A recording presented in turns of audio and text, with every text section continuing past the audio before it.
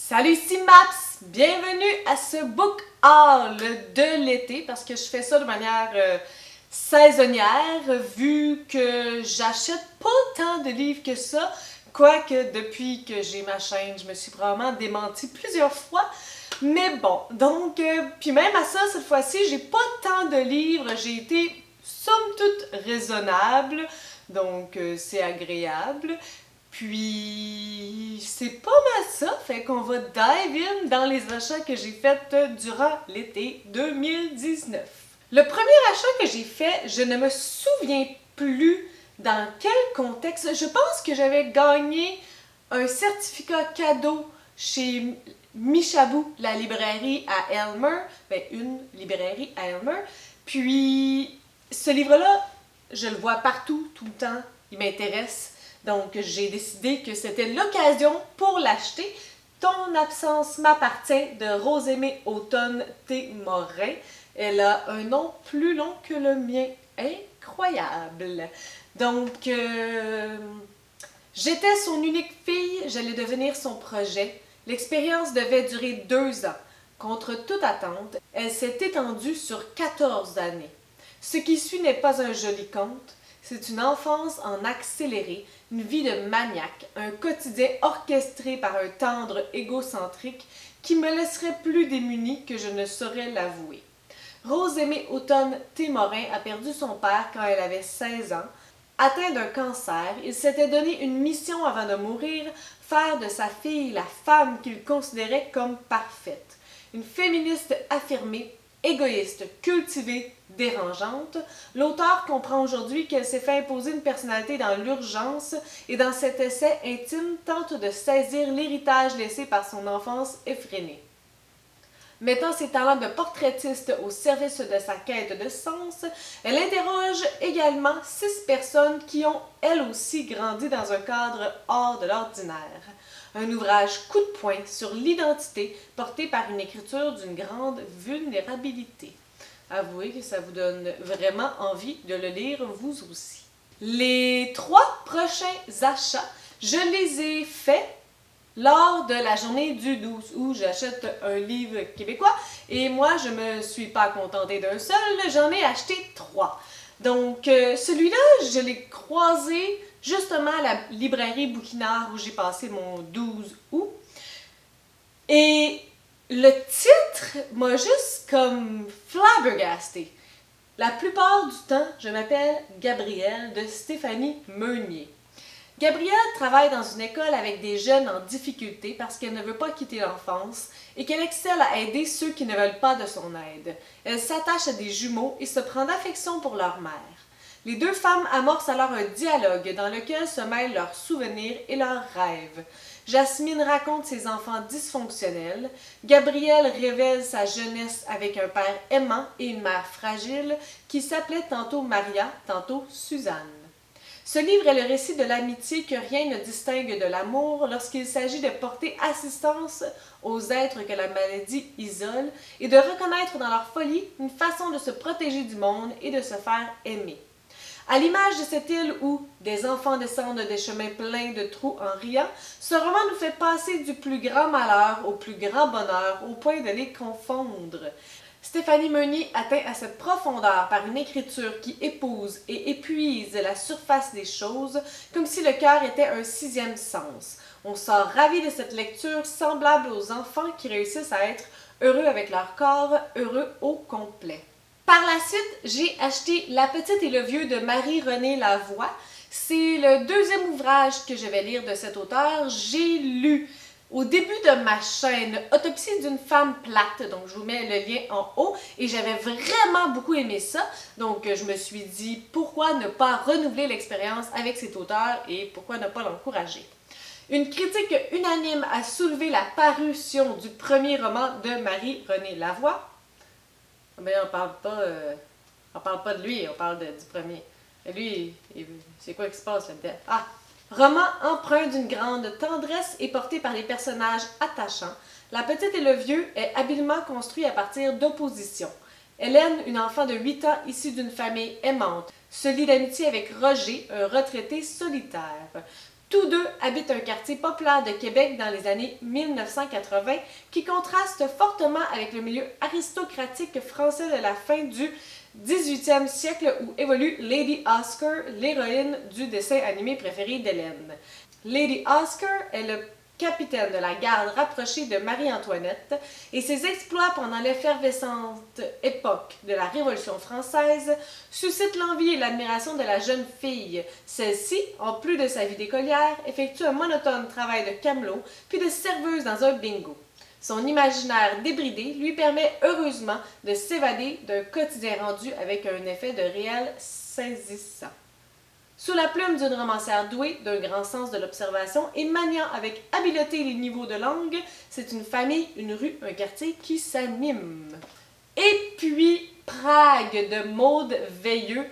Vous devez peut-être le savoir, si ça fait petit bout que vous êtes avec moi, j'ai récemment, cette année, au début de l'année, découvert la maison d'édition Hamac. En fait, c'est Sylvain Desmentis qui me l'a fait découvrir. Et depuis ce temps, Dieu se sait à quel point je suis in love avec cette maison d'édition. Donc, c'est drôle parce que j'étais en librairie toute la journée pour parler avec les gens puis faire la promotion de BookTube et tout ça. Puis, je lisais les quatrièmes de couverture puis je pouvais juste comme pas le laisser aller. Tu sais, je me disais, faut que je l'achète. Alors, c'est ça que j'ai fait. Le livre avait beau parler du couple ouvert au début, ce n'est plus tout à fait le sujet. Le sujet, c'était je ne sais plus trop quoi. Le sujet, c'était mon angoisse à ne plus aimer quelqu'un qui m'avait sauvée, qui avait tout pour me plaire, qui m'aimait, que j'aimais. Et là, j'ai 3 cadeaux de Luzerne Rousse, de la maison d'édition Luzerne Rousse. Donc, comment j'ai reçu ça? J'ai reçu ça de même dans la boîte de Jusqu'à lui de Joanie Touchette. Je vous ai parlé de ce livre-là tout récemment. Vous pouvez aller voir ma critique et je vous présente aussi la boîte et tout, et tout, et tout. Donc, dans la boîte de Joanie Touchette de Jusqu'à lui, il y avait aussi le 2e tome de la série Feu et Ombre de Jannet Deveau qui se nomme Déchéance. Donc, vous pouvez aller voir ma critique du 1er tome que j'ai lu. Je m'en souviens plus quand est-ce que je l'ai lu. Ça fait pas si longtemps que ça, peut-être la fin juin 2019.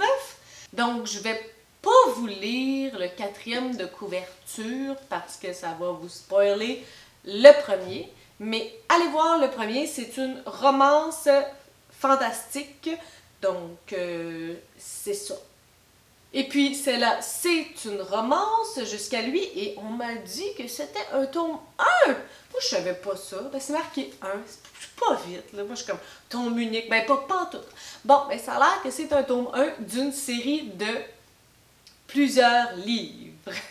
Puis, ben, je peux vous lire ce qui est marqué en 4e de couverture vu que c'est le premier. 4 mois que je ne l'ai pas vu et que je me meurs de l'intérieur, qu'il m'a abandonné à mon sort. Qu'il s'est exilé dans une université loin de notre campagne, loin de tout, loin de moi.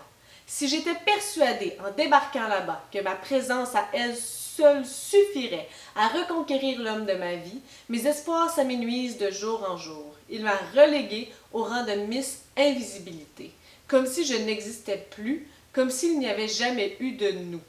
On me dit de laisser tomber, mais je refuse de renoncer à lui, E+D, pour la vie. Moi, j'y crois. Donc, vous allez voir ma critique de ce livre-là parce que je l'ai lu. Le 2e tome de L'Entremonde, le traqué de Maxime Poulain. Donc, ça aussi, c'est un tome 2. Le tome 1, je l'ai lu suite au Salon du Livre 2018, je pense.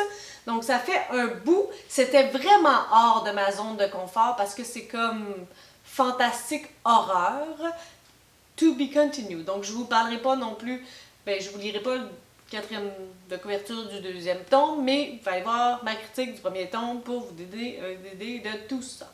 Donc, un gros merci aux éditions Luzerne Rousse pour ces merveilleux cadeaux.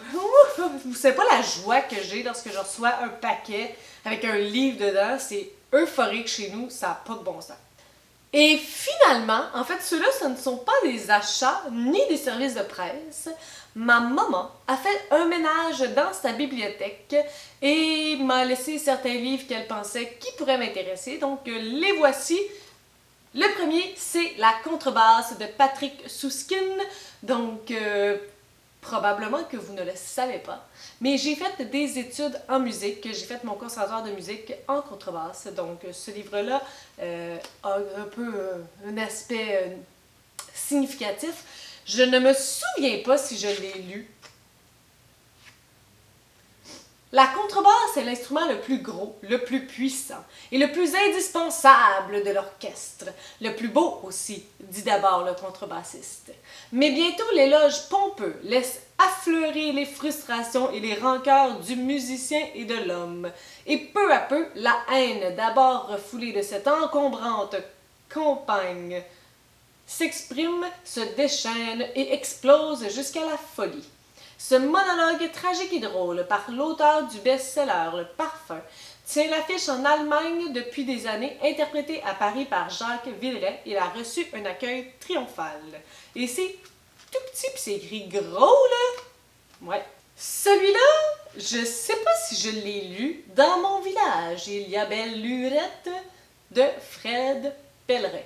Ça aussi, ça a un peu un aspect nostalgique. Lorsque j'ai fait mon cégep au cégep de l'Outaouais, en français 3, parce qu'il y a 4 cours de français, la prof était palmée, mais palmée, sur Fred Pellerin. On a passé un semestre complet à parler de Fred Pellerin. Puis moi, lorsqu'on est palmé sur quelque chose, puis qu'on déroge pas de parler de ça, moi, ça me donne l'écœur en titre. Donc, ça fait comme l'effet inverse. Je suis même pas capable de vous dire que j'apprécie pas le personnage, la personne, ses œuvres. C'est juste que j'ai une écœur en titre de ce nom-là. J'en ai trop entendu se faire vanter, et c'est ça.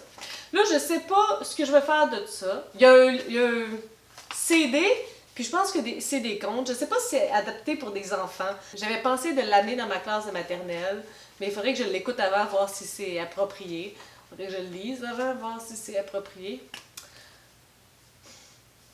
Dans mon village, il y a belle lurette.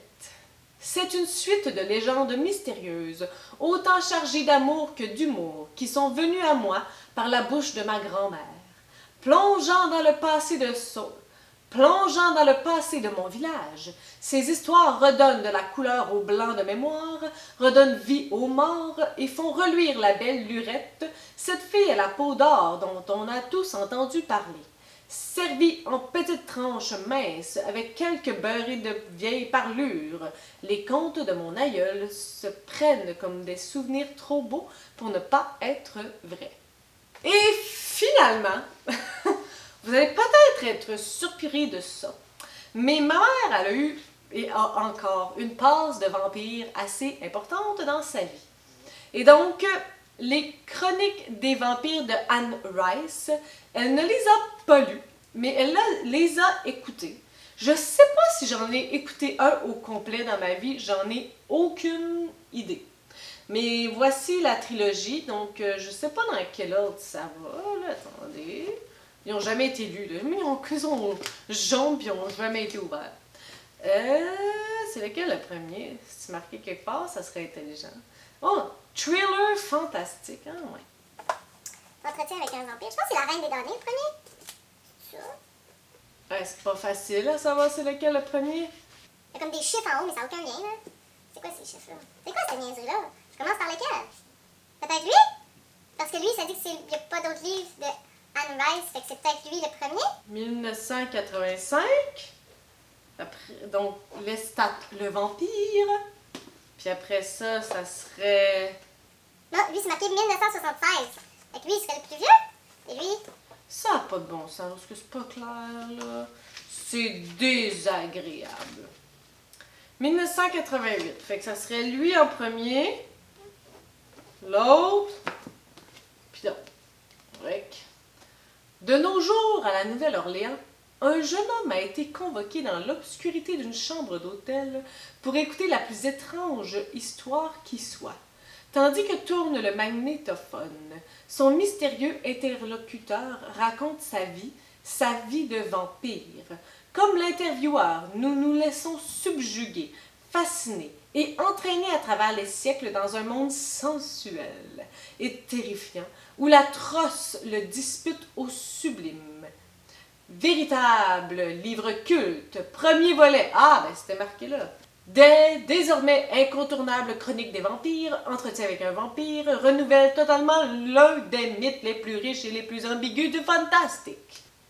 C'est chaud. Fait que ça, c'est le dernier ajout à ma bibliothèque. Et ça fait le tour pour le moment. Donc, l'été termine demain, sauf que je n'achèterai rien d'autre avant.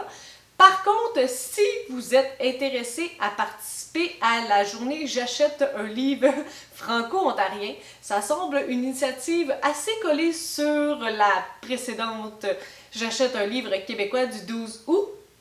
Donc, c'est le 25 septembre, parce que moi, ben, je suis québécoise, j'ai vécu 25 ans au Québec, mais là, je suis de l'autre côté de la rivière, ben, je travaille au Québec. Je suis comme, je sais pas, je suis encore une Québécoise d'âme, tu sais, je travaille au Québec, puis je fais plein d'affaires au Québec, puis j'aime la culture du Québec, puis je suis vraiment plus une Gatinoise qu'autre chose. Mais malgré tout, j'habite à Népine, qui est comme de l'autre côté de la rivière, donc je suis comme une franco-ontarienne d'adoption, genre. Donc, je vais sûrement acheter des livres parce que c'est juste un motif pour acheter des livres.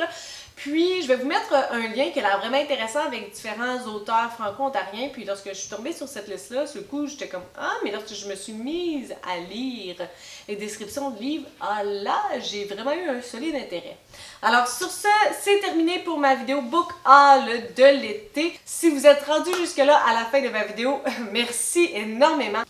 Merci beaucoup de me suivre et ma chaîne Booktube est vraiment très près d'être à 500 abonnés. Je ne sais pas si le jour que je vais vous parler de ça, on va y être, mais aux dernières nouvelles, on était à 496 abonnés. Donc, 496 fois merci, ou 500 fois si on est rendu là.